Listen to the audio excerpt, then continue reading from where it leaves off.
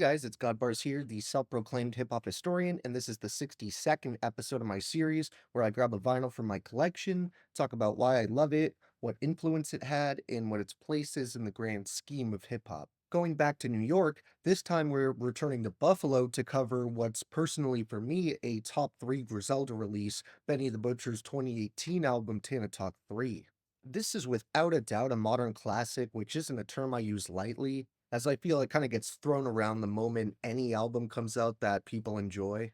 However, you can look back and see how well rated and highly discussed this album was in 2018, as it was around the time the Griselda movement really started catching on. I already talked about Supreme Blientele, or Chris Benoit as it's alternatively known as, which was one of the myriad of albums West Side Gun dropped that year. I'm sure I mentioned how that's always been my personal favorite Griselda related project, and it was the first one I heard front to back and fell in love with instantly. However, like many others, that initial first album sent me down the wormhole of releases by Benny, Conway, and West Side Gun, and to this day, Benny's third installment of the Tana Talk series is my second favorite by a pretty small margin. However, I don't even know if most fans put Supreme Blientele on the same pedestal I do. I really just have a personal and nostalgic connection to that album's experience. If you went around and took a poll of the dozens and dozens of albums released by these three, I'd hazard to guess that Tana Talk 3 would be at the very top because there isn't one second throughout the entire listen that disappoints. While I have lots of love for other Griselda classics, like Everybody is Food 2, Eat What You Kill by Conway the Machine, Fly God is an Awesome God by West Side Gun, or even The Plugs I Met by Benny himself, none are quite as grand and polished as Tana Talk 3. If you're someone who isn't too familiar with Griselda, or you just aren't sure which project to start with since there's so many, I would definitely recommend this one, especially if you already have an appreciation for old school 90s boom bap, or its modern resurgence in the New York underground. If you're the type of person who comments on old Mobb Deep or Wu-Tang Clan videos saying how nobody makes music like this anymore, you have absolutely no excuse to not enjoy or at least try out Tana Talk 3. Obviously, Benny and the others are still talented and hungry MCs to this day, but 2018 seemed to be the sweet spot where they'd already been putting out music for a long time, but were starting to really catch people's attention through the nonstop work ethic behind their constant output. It also didn't hurt that this was around the time they got endorsed and signed by both Eminem and Jay-Z, as well as having multiple freestyles go pretty viral. They were definitely still underrated, but the hunger behind their music in 2018 gives me the impression they knew the turning point wasn't far around the corner. They're a perfect example of sticking to your roots, not following trends, and really putting your nose to the grindstone and it paying off.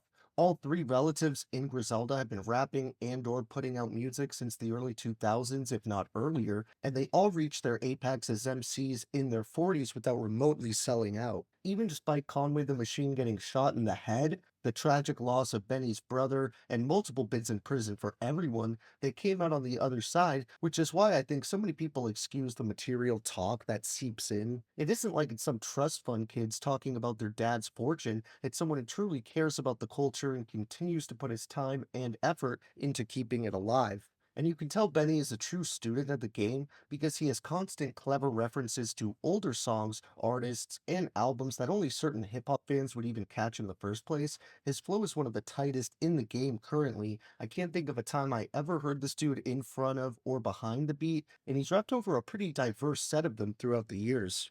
Hit Talk 3 doesn't really have any of the more trap inspired beats you'll occasionally hear Griselda tackle nowadays, but honestly, I think that's to its benefit. This album is 100% grimy, ominous, and insanely well produced boom bap, yet there's an element that keeps it from sounding dated or like it belongs in the 90s. It clearly reveres and respects the 90s, but like a lot of the best work coming from this scene, it puts it into this new modern context. There isn't the dust and lo-fi feel of an underground golden age recording. To me, Tana Talk 3 is kind of like only built for Cuban links, but updated and given a new sleeker finish. The samples are usually dark and cinematic, and it perfectly sets Benny up to just chew apart every verse. He has a million memorable and quote-worthy bars on here, but one that's always stuck out to me comes on the more somber and minimal track, Who Are You? Here he comes in with a pretty personal set of lines, rapping, "There's wisdom in my words, but some men can't see it. thinking they go find the truth in the shit they readin'. My pen stay bleedin', this the pain from them days I spent sitting next to mom at them NA meetings,